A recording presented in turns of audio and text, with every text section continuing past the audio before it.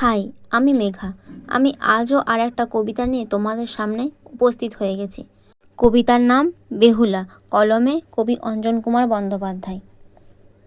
গলিত সংসার নিয়ে ভেসে চলে বেহুলার ভেলা, সূর্যাস্ত চটকে খায় ক্ষুধার্ত ঘৃণ্য কালবেলা। চারিদিকে ছেয়ে আছে নাগিনীর তিক্ত নিঃশ্বাস, সে বিষে মানুষ হয় উন্মার্গী নারকী পিশাচ।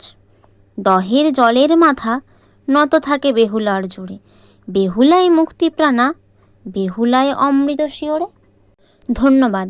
আজকের মতো টাটা, দেখা হবে পরের ভিডিওতে।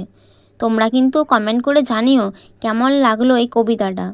আর আমার বলা কবিতা যদি তোমাদের ভালো লাগে তবে লাইক এবং সাবস্ক্রাইব করে আমার পাশে থেকো।